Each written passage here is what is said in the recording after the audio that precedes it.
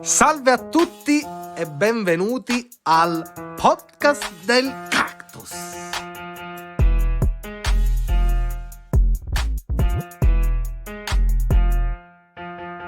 M'annoio, la TV in mano a dei vecchi del cazzo. Voglio star fresh e buttare quel telecomando, frametto in play. Podcast del cactus. Ospiti succulenti, cultura, approfondimenti, sì, Franzo, Massoni e Benny. Uno tsunami per aride menti. Podcast del cactus. Podcast del cactus. Podcast del cactus.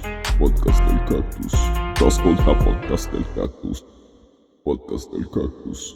Io sono Benny, ragazzi. E io sto sempre il solito Sonny. Sibilante. Sempre, solito Sonny. Oggi sibilante. Sì. Allora, Sonny, Oggi- finalmente parliamo di Star Wars, caro Sonny. Non l'abbiamo fatto per tanto tempo perché aspettavamo di contattare uno degli esponenti del mondo youtubico che tratta questo tema veramente da tantissimo tempo e che, dal mio punto di vista, rappresenta proprio il vero esperto di YouTube, di Star Wars, di questo tema, infatti, su YouTube almeno. E quindi... Benny, guarda, cade tutto a fagiolo, Sì. perché proprio da circa una settimana, Sì. in modo del tutto casuale, essendomi imbattuto in un documentario su YouTube appunto inerente a Star Wars, ho ricominciato per la 1000ª volta il rewatch di Star Wars, partendo ovviamente da il famosissimo e primordiale Guerre Stellari del 1977. E quindi quando tu mi hai detto che dovevamo intervistare l'ospite odierno, ho detto: ma qua c'è della telepatia, qua c'è qualcosa che... perché noi non avevamo parlato di sta cosa. Cioè, io casualmente ho cominciato a riguardare in questi giorni Star Wars e tu casualmente hai contattato l'ospite odierno, che è un esperto e che secondo me, rispetto a tutte le altre saghe, se così possiamo chiamare, della storia del cinema, possiamo dire Sì. Signore degli Anelli, Lo Hobbit, Harry Potter, tutte queste varie le saghe più storiche, più importanti della storia del cinema, mai come in questo caso per Star Wars secondo me è necessario l'utilizzo non mi piace questa parola, ma comunque l'aiuto di una persona che ne capisce veramente, perché Sì, secondo me sì, la sì. forza e la bellezza di quest'opera e dell'importanza storica che ha avuto necessita comunque di un cosiddetto spiegone su quello che è stato da un punto di vista storico, da un punto di vista commerciale, economico, da un punto di vista proprio di rivoluzione cinematografica, È vero, oltre è vero. dell'innovazione per quanto riguarda le migliaia di tecniche che sono state utilizzate per portare al cinema sostanzialmente un'opera che rappresentasse della fantascienza, delle cose comunque come possiamo dire, di fantasia, non avendo assolutamente dei mezzi come quelli odierni che ti permettono di fare e disfare di quello che vuoi, ecco. Quindi Esattamente, Sony, ma in più c'è un'altra cosa da aggiungere a quello che hai detto che è giustissimo. Mi riferisco Sì. proprio alla lore di Star Wars, cioè a quella trama, a quella, diciamo, anche trama che vive sotto banco, un po' di background, no? Che è sconosciuta agli spettatori unicamente dei film e che in Esatto. realtà è ampliata attraverso tutte quelle opere collaterali che possono essere, diciamo, distribuite attraverso tanti media, come possono essere fumetti, videogiochi e tanti altri mezzi di comunicazione, che però fanno parte del cosiddetto canone. Quindi in realtà Star Wars al cinema è soltanto un tassello, ma altrove, in altri ambiti, la trama di Star Wars, o comunque la storia, così la macro storia, va ad approfondirsi ed ampliarsi sempre di più. E quindi basta cianciare, caro Sonny, io direi di salutare e presentare il nostro carissimo ospite. Quindi Emilio Valotti, Unbound, ci sei? Dacci le tue specifiche. Ciao Emilio. Buongiorno, ciao a voi ragazzi, io sono Emilio Valotti del canale YouTube The Unbounce, mi occupo prevalentemente di Star Wars, ma direi fantascienza, lore, coerenza narrativa, spiego un po' tutte effettivamente le sottotrame che ci sono a livello di Star Wars, ai tempi Guerre Stellari quando lo approcciai nella trilogia originale, un po' di Dune, eccetera eccetera. Sono youtuber, streamer, podcaster, non lo so anch'io come definirmi, sono un narratore, un intrattenitore, mi piace chiamarmi così. Uno che parla molto e cerca di trasmettere a tutti quanti la mia passione per la fantascienza. questa grande passione che è nata con Star Wars quando ero bambino e che ancora oggi da adulto porto avanti. Allora, Emilio, io ti voglio... Quindi- Scusami, Sony, scusami, ok, prima vai, che vai, mi scordo mi sta scusi. cosa. Allora, io Mi prima, scusi. prima di iniziare volevo proprio soffermarmi su questo punto, cioè tu hai parlato di fantascienza, chiaramente riferendoti anche a Dune e diciamo ad altri prodotti di questo tipo, però effettivamente Star Wars, possiamo definirla un'opera di fantascienza dal tuo punto di vista? Ecco, domanda chiaritoria, chiarificatrice, ecco. Come citando lo stesso George Lucas, la definirei più una space opera nello spazio per l'appunto, perché abbiamo la fantascienza in sé, la scienza e la politica, quindi fantascienza e fantapolitica. George Lucas ci ha provato nei prequel a lanciare la fantapolitica, la scienza con i midi-chlorian anziché la forza, però ai fan di Star Wars gli piace l'arcano, quindi la forza che sia quella cosa non spiegata scientificamente. Quindi direi che è più un fantasy nello spazio, una space opera come l'autore l'ha definita. Sono d'accordo, sono d'accordo. Dicevi, Sonny, scusa? Dicevo, allora io volevo appunto fare questa domanda perché secondo me nella condizione in cui mi sono trovato io si sono trovate tantissime persone che si sono approcciate per la prima volta al mondo di Star Wars. Ovviamente io, essendo un tipico ragazzotto degli anni 90, ho incominciato a visionare Star Wars con appunto i prequel, quindi episodio 1, 2 e 3, che comunque anche adesso mi piacciono come sono realizzati da un punto di vista tecnico, però a quel tempo mi sembrava qualcosa di allucinante. E quando poi casualmente andai appunto a vedere l'episodio 4, 5, anzi ho incominciato proprio il 4, questo passaggio, come dire, da una pellicola più moderna, se così possiamo dire, a un qualcosa di più antico, in quel periodo mi triggerò tantissimo ai livelli che io inizialmente non andai a visionare la trilogia originale, quindi 4, 5 e 6, quella primordiale, totale, tombale, come direbbe Sommobuta, e poi ho capito che moltissimi avevano fatto questo tipo di ragionamento, mentre per quanto riguarda il vero appassionato ed esperto di Star Wars,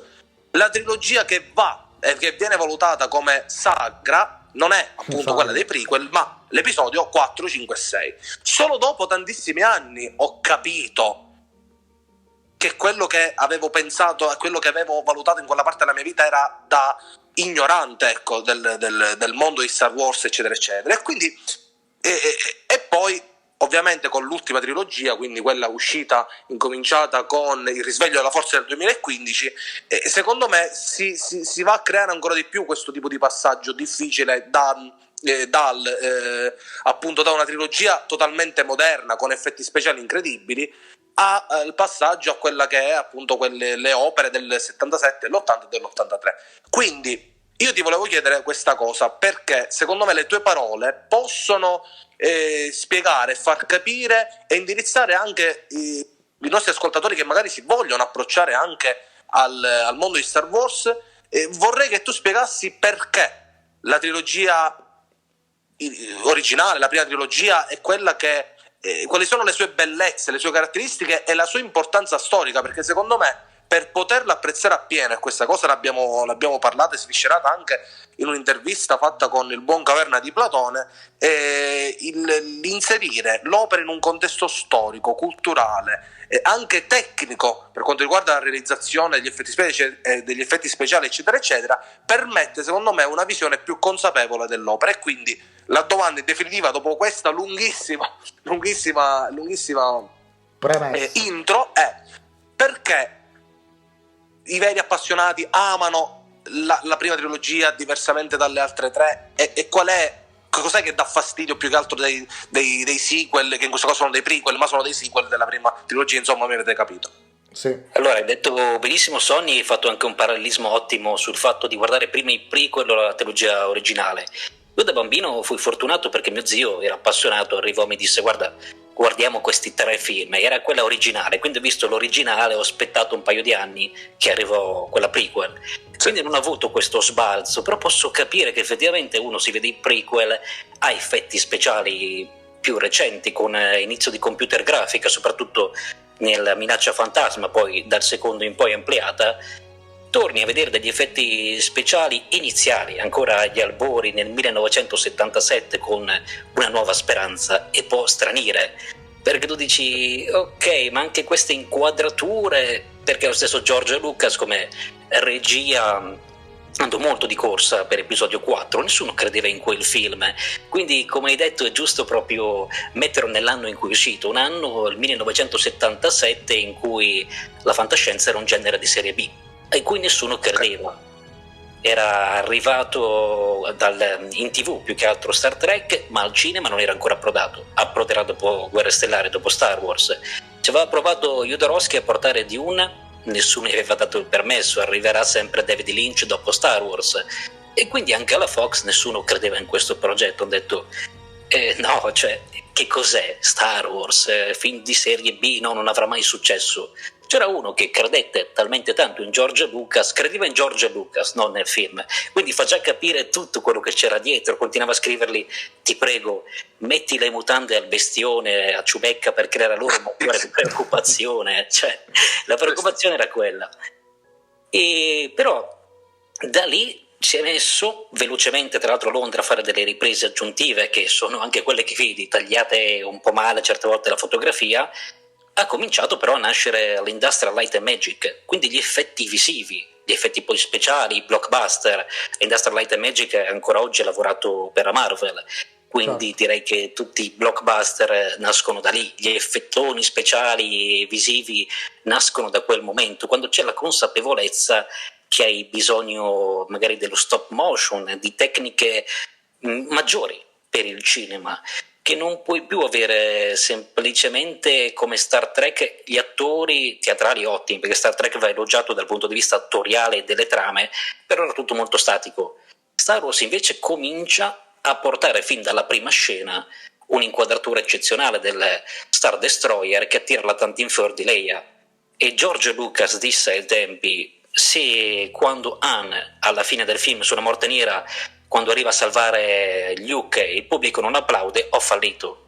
Dopo il crollo iniziale, dopo le scritte, con la prima inquadratura il pubblico scoppiò in sala in un boato, perché non si era mai visto una cosa così realistica.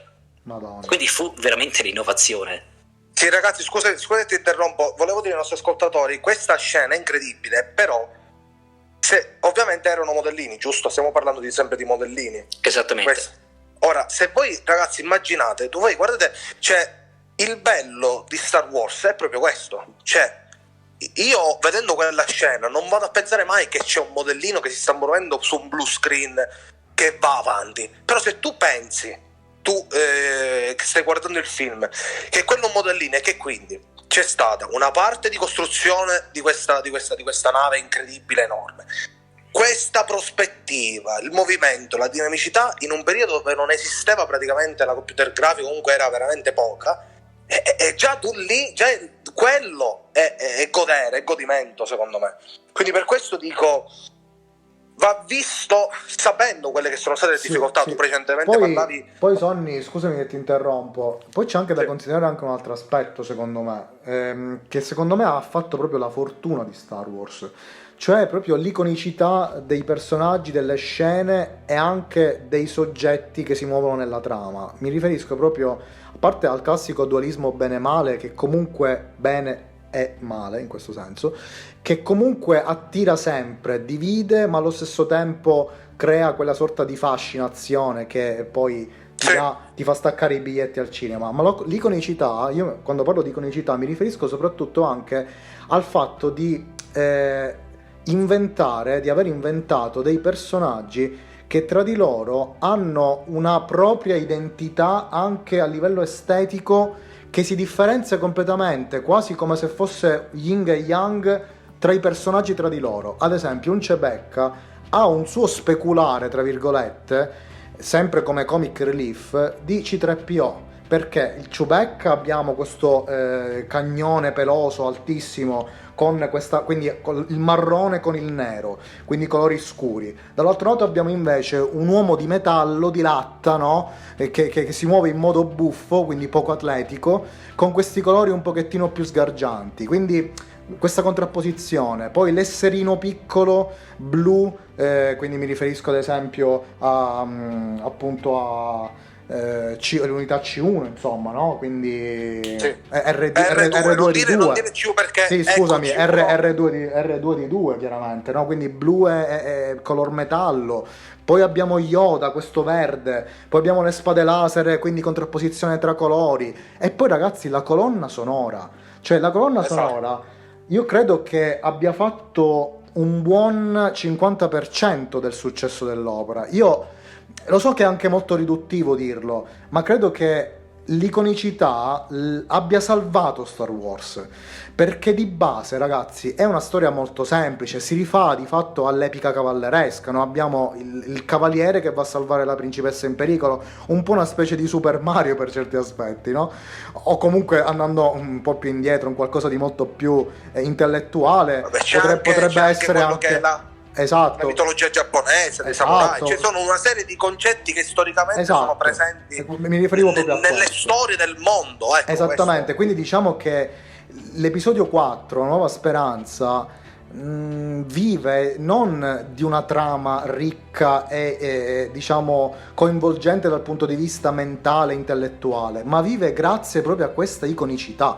Sei d'accordo da questo punto di vista, Emilio, oppure hai un'opinione magari un po' diversa da questo punto di vista? Ecco. Sono perfettamente d'accordo, Benny, perché infatti ha preso ispirazione da Kurosawa un pochettino per la struttura narrativa, poi si è ispirato a livello proprio di sceneggiatura al saggio di Joseph Campbell, L'eroe dei 1000 volti, che è basato proprio su alcuni archetipi di Jung dell'eroe. Quindi abbiamo effettivamente, come avete detto entrambi, richiami all'epica cavalleresca, alla mitologia greca, all'epica giapponese, quindi abbiamo un connubio effettivamente semplice, che è l'eroe classico. Se vogliamo, Luke è per l'appunto l'orfano con gli zii adottivi che trova l'oggetto magico, in questo caso ereditata la spada laser, e da lì comincia il suo percorso, molto simile anche a Harry Potter, schema di prop eccetera eccetera, quindi sono più che d'accordo. Certo, esatto. La cosiddetta storia del predestinato sostanzialmente, no? Cioè... Esatto, la storia del predestinato. Io rifacendomi anche ad alcune scene che prima criticavo, sempre ripeto da ignorante, e poi ho cominciato ad apprezzare. Per esempio c'è la scena del combattimento tra Obi-Wan e Darth Vader, dove tu dici ma che è sto combattimento, e loro sono lì tipo con le spade tipo molto statico, anche semplice, sì. Molto telefonato, se così possiamo dire, proprio i movimenti telefati. Ma perché? Perché se tu non sai che la spada laser era realizzata con una sorta di materiale che rifletteva la luce, quindi questa luminescenza sostanzialmente veniva data da questa luce che era sparata su questo materiale, e le spade erano talmente fragili che praticamente se tu davi un minimo di forza in più nel combattimento le spaccavi. Però io che non so questa cosa, magari vado a vedere quel combattimento e dico ma che è cioè magari lo vado a paragonare al combattimento di episodio 3 tra Anakin e il giovane Obi-Wan, che dura tipo 1 ora e mezza di combattimento continuo. Ora sto esagerando ovviamente, ma è un combattimento molto lungo, secondo me ben fatto. Però ripeto, questo per quanto riguarda invece il fatto, dicevi tu, della colonna sonora, guardando qualche documentario proprio si vede come anche gli attori stessi, o lo stesso George Lucas o anche altri, proprio alla prima visione con la colonna sonora hanno valutato che quello veramente cambiava tutto, e migliorava. Sì. E stiamo parlando per lo stesso principio, ecco, se vogliamo paragonare un po' l'importanza della colonna sonora in un horror, cioè quante volte hai visto quel tipico esperimento che in un horror mettono una canzone di, che so, Gianni Pinotto o Stalleone o Benny Hill. Esatto, e quello fa perdere tantissimo la cosa. Quindi per quanto riguarda appunto la colonna sonora, sicuramente ha fatto tantissimo, oltre ad essere diventata iconica, è spettacolare, ragazzi. Cioè, io l'ho detto, io al mio matrimonio, che possibilmente avverrà fra 2 anni, nel 2023, già lo dico, in chiesa sì, verrà suonata la colonna sonora di Star Wars, ovviamente, no? Quella del matrimonio, quella che si trova nel matrimonio tra in episodio, mi sembra 2, sì, alla fine dell'episodio 2, che è incredibile. Ma ci ho detto, tra Padme e il giovane Anakin, praticamente. Esatto, quindi parlando e agganciandoci un po' alla nuova trilogia, io volevo chiedere al nostro ospite perché il vero appassionato di Star Wars, tra virgolette, ecco, è un po' provocatoria questa domanda, questa parola, no? Odia o comunque torce un po' il naso con la prima, con i prequel, quindi episodio 1, 2 e 3, e perché c'è questa forte criticità nei confronti dell'attore che interpreta Anakin Skywalker. Sì. Me lo sono sempre domandato anch'io. Il problema di Anakin Skywalker è che partiamo da Darth Vader, che come avete detto all'inizio è iconografico. La prima apparizione che fa sulla Tantive è tutto bianco, con gli Stormtroopers che lo precedono arriva questo enorme creatura che all'inizio non si sa se è umano o no, almeno la prima volta che lo vedi dice cos'è? Un cyborg, è un droide, lo scoprirai poi man mano andando avanti, ma nell'episodio 4 non dicono che sia esattamente un umano. Quindi è tutto nero, iconografico, è diventato iconografico per anni e anni. Nel 99 arrivano i prequel e mi metti questo bambino. A me personalmente ero un bambino anch'io, quindi non mi diede fastidio vedere il giovane Anakin. Però soprattutto in quel periodo negli Stati Uniti la parte dura, lo zoccolo duro dei fan di Star Wars ha distrutto la vita di questo bimbo Jake Lee Lloyd, e praticamente sappiamo che poi ha avuto problemi di alcolismo eccetera eccetera. È arrivato Christensen Hayden, l'ha riportato, anche lui criticato parecchio, carriera ma è nata male, era uno dei più quotati ai tempi di Hollywood, dicevano che avrebbe fatto una carriera assurda, è arrivato a Star Wars, è stato mezzo mozzato, si è un po' ripreso ultimamente. Però io credo che sia proprio un po' perché George Lucas è bravissimo a rappresentare a livello simbolico i personaggi, ma non sa scriverli. Quando c'è da scrivere, soprattutto in un prequel che deve approfondire la psicologia, quindi fare world building e riuscire anche a caratterizzare meglio i personaggi, talvolta si perde. Quindi ti rappresenta un Anakin in episodio 1 che lo vedi sì ma è un bambino, in episodio 2 questa arroganza che è quasi fastidioso, questi attacchi un po' d'ira che non ci stanno con i Darth Vader a cui sei abituato, fai fatica a vederlo, e quando inizia a esserci il passaggio iconografico nel terzo è tutto velocissimo. Infatti una critica che darò sempre ai prequel è che in episodio 1 Obi-Wan e Anakin stanno insieme pochissimo, in episodio 2 me li hai separati, me li riunisci velocemente nel prologo del terzo per poi dividermeli nel finale, però non li ho mai visti insieme, sono nelle serie animate, nei romanzi o nei fumetti. Appunto, bravo, proprio di questo volevo parlare, caro Emilio, perché allora a questo punto ti faccio anche un'altra domanda. Penso che la tua risposta diciamo sia arrivata comunque sulla domanda di Sonny, e io vorrei ancora... Scusate Sì. Benny, per esempio, no? No. Io tutta questa, diciamo, valutazione che ha fatto Emilio non l'avevo mai fatta, però vedi, in effetti, valutando questo che ha detto lui, è così, cioè ragazzi è così, da un punto di vista magari, come dicevi tu, dei personaggi sono iconici, sono fatti bene, però della scrittura, dello sviluppo poi della storia e delle tempistiche che intercorrono tra un momento e l'altro c'è un po' di squilibrio, se così possiamo dire. Infatti ora Benny sicuramente si rilascerà a questo. Sì.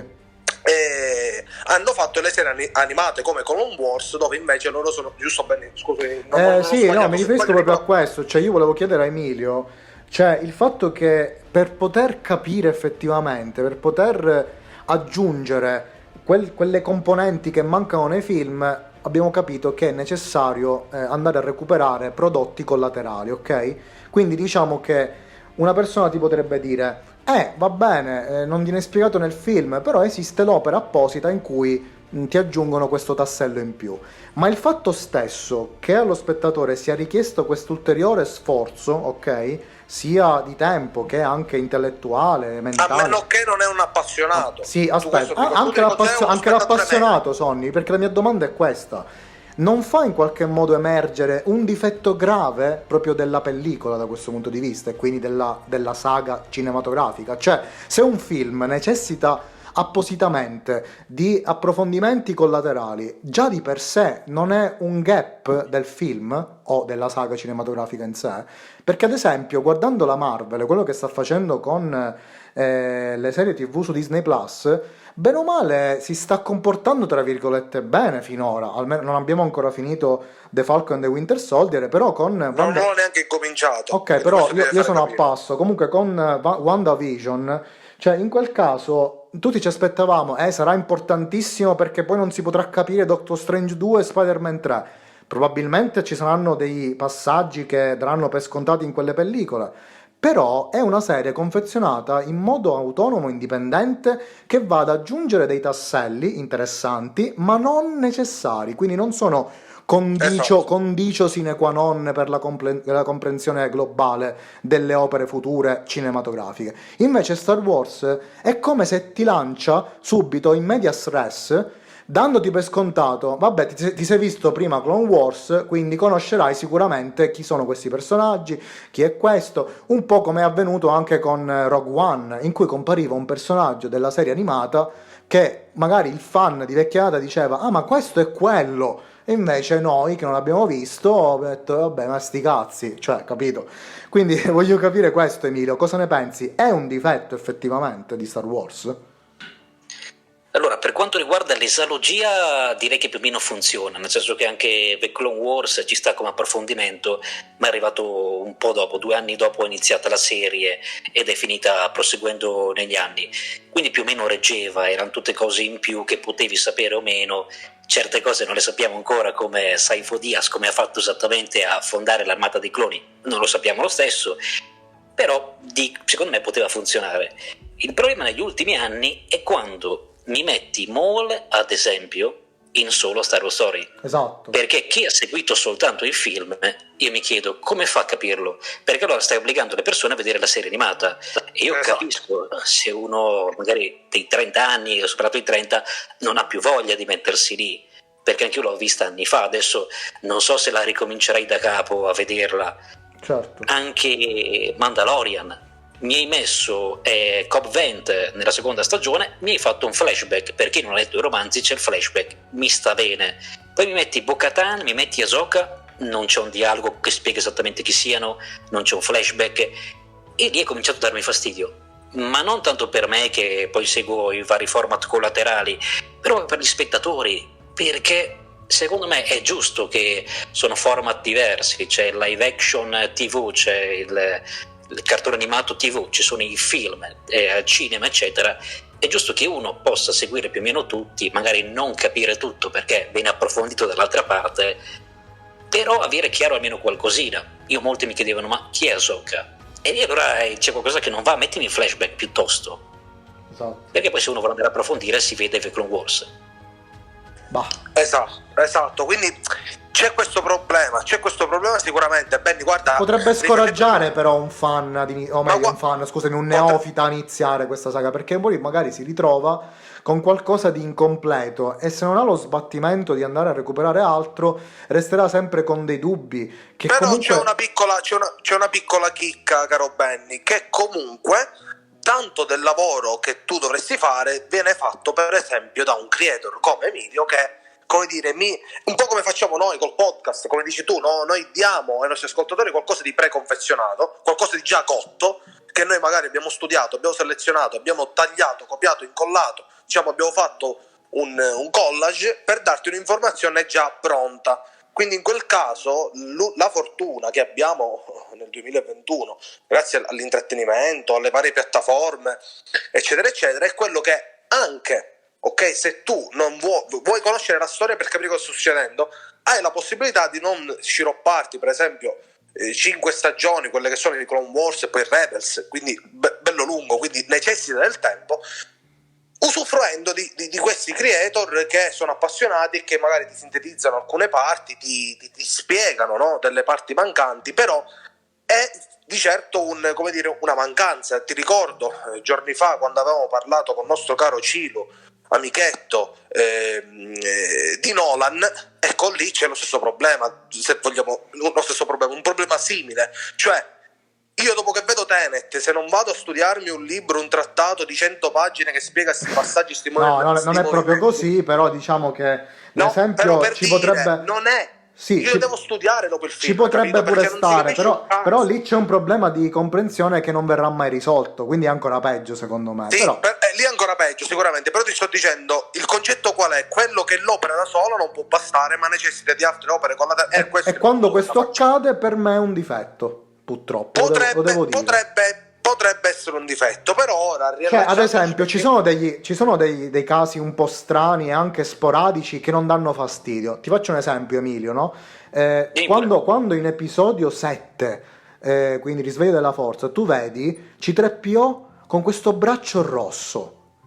Alla fine dici, vabbè, magari è una scelta di design, però tu sai in cuor tuo, da fan di Star Wars, che comunque sarebbe uscito da lì a breve un fumetto che ti spiegava perché C3PO aveva il braccio rosso.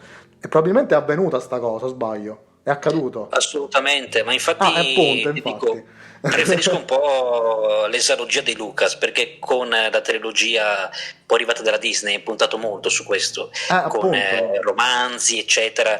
Io stesso alcune domande che ancora mi faccio non trovo risposta. Ogni tanto esce The Rise of Kylo Ren, che è un fumetto, quindi sta diventando molto, se vogliamo, proprio da questo punto di vista.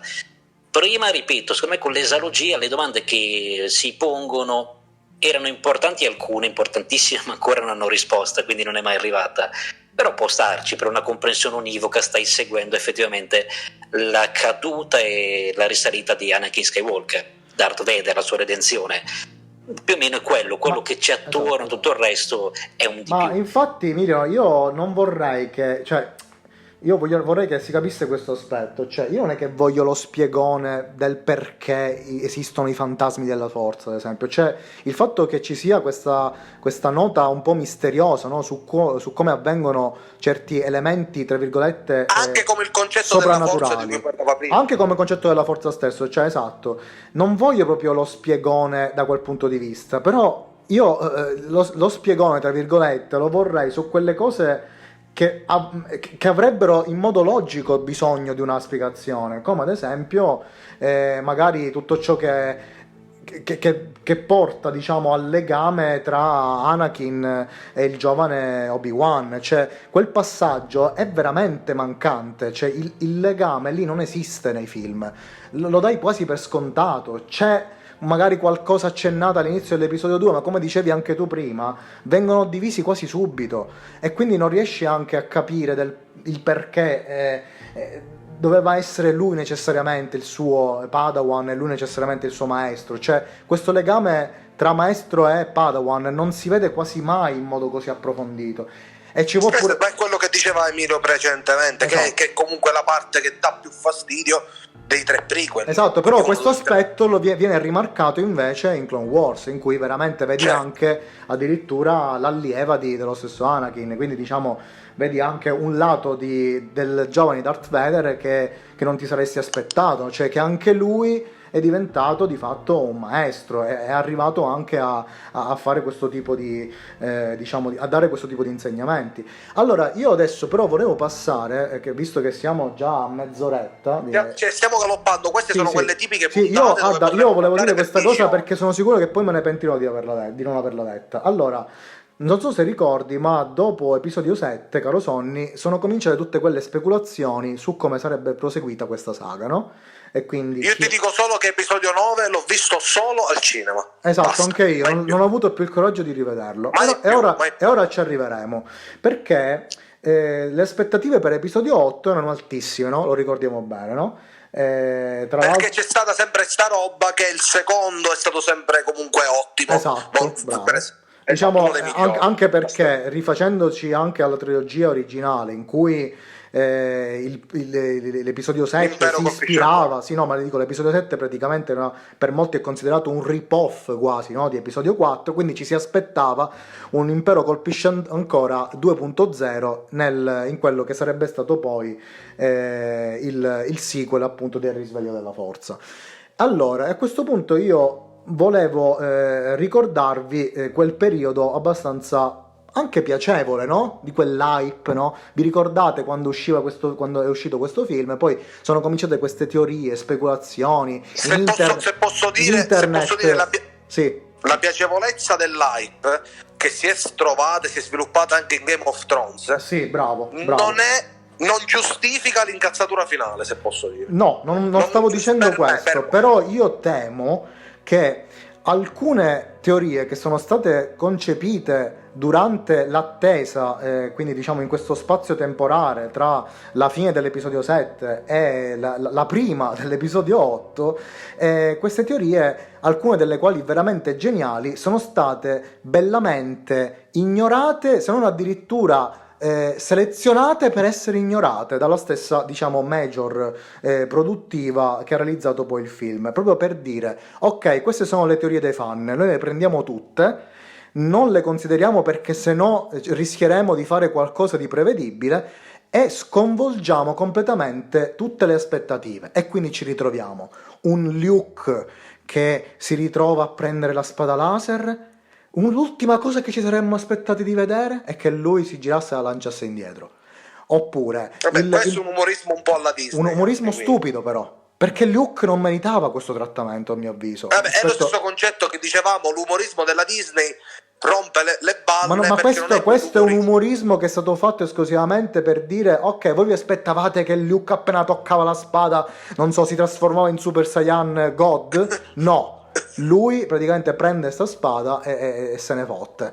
Altra cosa assurda è il passato di Rey, che in episodio 8, bene o male, ci avevano dato quel contentino dicendoci, ok, non è nessuno, comunque non è un personaggio rilevante, i suoi genitori non meritano nessun tipo di menzione particolare, e quindi è giusto che diciamo abbia questo tipo di trattamento, per poi ribaltare tutto in episodio 9. E allora io vorrei chiedere proprio a Emilio, cosa pensi tu, ecco, di questo passaggio, no? Tra le aspettative di episodio 7, che comunque dal mio punto di vista è un prodotto meritevole. Cioè, io dopo che sono uscito dal cinema, dopo The Force Awakens, ero contentissimo perché avevo visto Eri contento perché speravi in quello che ero contento di quello che avevo visto, Sonny. Ero contento di quello che avevo visto, Sonny, assolutamente. Sì, ma in prospettiva di quello che poteva accadere.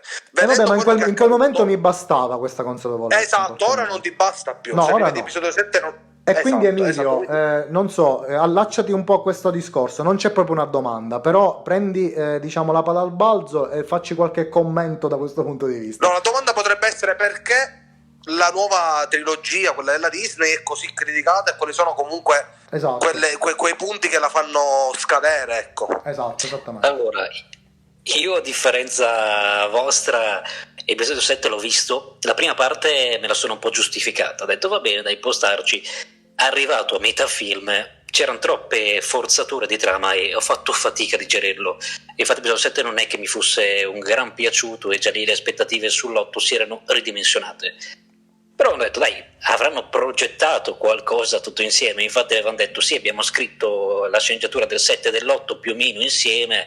Rian Johnson aveva chiesto di cambiare qualcosina perché ad esempio Abrams sul finale voleva mettere Luke aperto alla forza e Rey che andava su H2 sull'isola di Luke insieme a BB-8, e Rian Johnson gli ha detto scusa, ma BB-8 non c'entra niente, dammi R2 che ho almeno la scusa e poi fammelo chiuso alla forza, perché sennò com'è che motivo nel prossimo film il fatto che lui è esplosa la base Starkiller, non è intervenuto, è morto un solo, non è intervenuto, cioè com'è che lo motivo? Certo. E quindi hanno fatto qualche modifica, però già lì mi sono detto ma scusate, quindi voi state facendo la sceneggiatura, l'avete scritta in contemporanea ma sentendovi una volta al mese? Cioè giusto per sì, ho messo questo, anche io, guarda che cioè, c'era proprio una cosa che non funzionava, tant'è che la sceneggiatura di episodio 8 era più inerente a quella di episodio 9 di Trevorrow, perché Johnson e Trevorrow si erano parlati, quindi il proseguimento vero sarebbe stato quello di Trevorrow. Invece poi licenziando Trevorrow, che a quanto pare voleva farlo vietato ai minori o comunque vietato ai 16 anni, c'era anche una scena di Axe sarebbe suicidato e ghigliottina, avremmo rivisto Coruscant, c'era un'idea diversa da quella che voleva la Disney, più che altro la direzione Lucasfilm.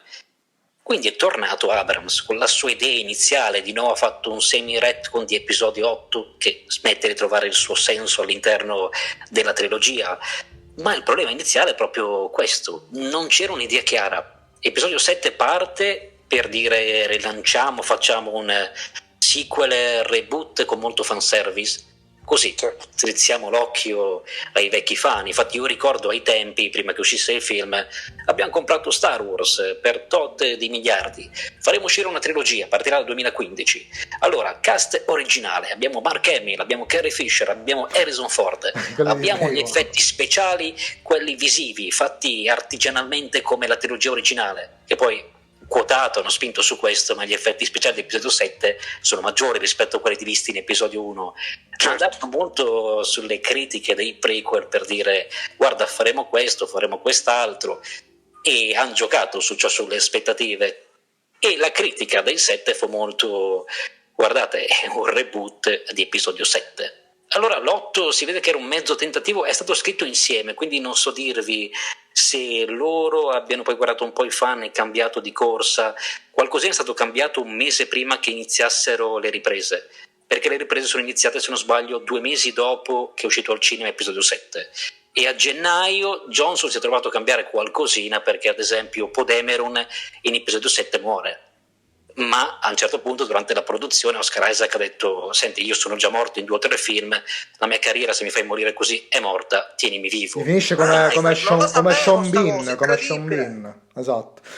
Sì, perché infatti torna nel film che non è spiegato, cioè come hai fatto? Sono venuti a prendermi, non c'è la scena che lo mostra, perché lui moriva su Jakku. Incredibile. Ok, assurdo ragazzi, assurdo! E quindi ti ritrovi poi a dover dire ma c'è l'altro sceneggiatore che sta lavorando e fa ok, ma io ho scritto una sceneggiatura, mancava questo personaggio, quindi cosa faccio? Negli ultimi Jedi lo aggiungi, cambi ruolo, crei un po' che è snaturato, crei un fine che non ha senso, ma perché dovevi in corso d'opera aggiustare le cose, e quindi è quello che manca a tutto il castello, perché se le basi cominciano a cambiare tu fai una struttura che poi è gracile. Esatto, come se fosse, diciamo, stato un po' sfruttato il nome di Star Wars. Cioè, siamo sempre lì ragazzi, nel momento in cui la Disney acquista un mostro del genere, quello che gli interessa è solo quello. Cioè, siamo a 41 minuti, Sonny, vai. Lo so Benny, quindi il problema è sempre questo, è stato ragazzi, che già il passaggio di appunto gestione è andato tutto in una multinazionale, che è un concetto completamente opposto a quello che era quello di George Lucas, che nei primi film appunto lui voleva sempre mantenere questa sua indipendenza rispetto alle grandi case eccetera eccetera, che comunque danno sempre quelle che sono le loro idee, perché ovviamente loro guardano tutto non tanto da un punto di vista artistico, secondo me da un punto di vista appunto economico, perché quello è il loro lavoro, è quello che fanno, diversamente da un regista che molte volte, se è un vero artista, pensa alla bellezza, no, di quello che deve andare a realizzare, e poi ci ritroviamo questi ultimi 3 episodi che sono gestiti in maniera completamente opposta da quello che è il pensiero originale, cioè di una cosa intima, una cosa personale, eccetera eccetera, con una cosa che appunto fa del fanservice, pupazzetti a volontà nei Disney Store e tutte queste robe di qui. Ma sostanzialmente il problema è quello che dicevi tu Emilio, cioè possibilmente proprio il fatto di non avere una costruzione solida alla base, studiata bene, e anche il periodo secondo me che non aiuta, perché ormai ragazzi con tutta questa roba delle recensioni, le teorie, questo comunque secondo me ha danneggiato un po' l'artisticità, e di questo bene ne abbiamo parlato in qualche altra puntata dove dicevamo ma quanto il pubblico deve influire su un'opera d'arte, se può influire, se è giusto che influisca, sulle decisioni. Ci sono però delle opere che in qualche modo trascendono questo concetto e quindi diciamo tolgono in qualche modo il lato di decisione, il potere decisionale, ecco, all'autore, per abbracciarlo direttamente loro. Quindi è come se ci fosse una sorta di straniamento del possesso ed anche quasi della proprietà intellettuale del soggetto in questione. Allora, caro Emilio, noi dobbiamo purtroppo chiudere, sempre per il solito problema dei 45 minuti che ci opprimono ogni volta, soprattutto quando ci sono queste chiacchierate che durerebbero veramente ore e ore. Io avrei tantissime cose da chiederti, quindi non escludo anche una parte 2 in futuro, non c'è nessun problema dal nostro punto di vista, poi in base ai tuoi impegni ci organizzeremo. Io volevo semplicemente invitare i nostri ascoltatori a recuperare assolutamente il tuo canale con tutti i tuoi contenuti validissimi. Tra l'altro ho saputo, quindi The Unbound, ragazzi, The Unbound su YouTube, e lì troverete veramente tutto l'intrattenimento che volete durante le vostre attività quotidiane, quindi mentre vi allenate, mentre state in macchina, una volta che switchate tra Podcast del Cactus e Unbounds, poi vi fate la vostra riflessione personale e tirate le somme. Ma in ogni caso, ragazzi, Emilio tratta non solamente di Star Wars, ma a quanto pare adesso si è approcciato anche al mondo della Marvel, no? dell'MCU, dico bene? Mi sono appena approcciato, sì, ho cominciato anche quello giusto per... Quindi interessantissimo. Poi con il tuo approccio molto clinico, no? È quasi da chirurgo, sicuramente darai dei contenuti validi al tuo pubblico. E quindi purtroppo dobbiamo chiudere. Quindi ciao Emilio, grazie per essere stato con noi. Ciao Benny, ciao Sony e ciao a tutti gli ascoltatori, grazie mille a voi, spero di avervi intrattenuto e volentieri per una prossima chiacchierata. Con piacere, grazie carissimo. E voi seguite sempre il podcast del Cactus. Ciao Benny. Ciao Benny, ciao ragazzi. M'annoio, la TV in mano a dei vecchi del cazzo. Voglio star fresh e buttare quel telecomando, frametto in play. Podcast del Cactus. Ospiti succulenti, cultura, approfondimenti, sì, Franzi, Massoni e Benny. Uno tsunami per aride menti. Podcast del Cactus. Podcast del Cactus. Podcast del Cactus. Podcast del Cactus. Ascolta Podcast del Cactus. Podcast del Cactus.